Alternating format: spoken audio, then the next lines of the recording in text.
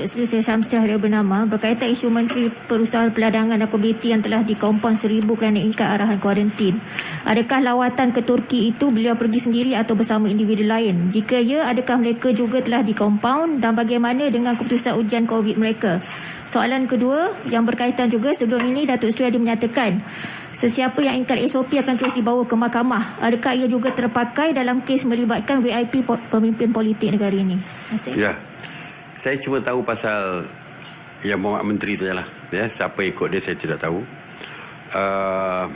Yang Muhammad Menteri telah pun dites setibanya ke negara, masuk pintu masuk antarabangsa sudah pun dites kali pertama, dan saya juga dimaklumkan yang Muhammad Menteri juga melakukan swab test kali kedua.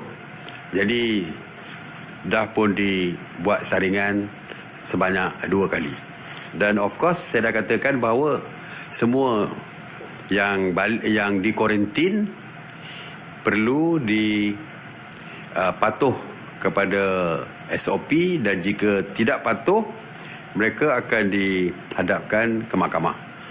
Tetapi seperti saya hadap mahkamah bukan boleh dari segi prosedur je, peraturan bukan boleh terus hadap ke mahkamah. Ya, dia ada 2 autoritinya. Yang pertama adalah Kementerian Kesihatan. Kementerian Kesihatan, kuasa yang ada Kementerian Kesihatan untuk compound dan maksimumnya hanya RM1,000. Saya pernah cadangkan untuk naikkan sampai RM10,000. Tetapi Akta 342 ni perlu dipinda dulu baru kita boleh naikkan dari segi compound. Kuasa Kementerian Kesihatan hanya compound tidak lebih RM1,000. Selebihnya adalah jika nak dibawa ke mahkamah, kes itu perlu disiasat. Perlu disiasat oleh polis. Pihak polis perlu membuka kertas siasatan, dan kertas siasatan perlu dihantar ke Jabatan Peguam Negara untuk Peguam Negara memutuskan sama ada nak menghadapkan ke mahkamah ataupun NFA ataupun melepaskan. Jadi saya difahamkan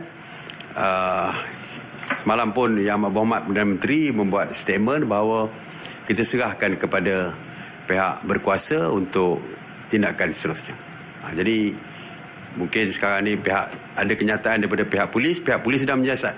So kita serahkan kepada pihak polis lah untuk membuat siasatan.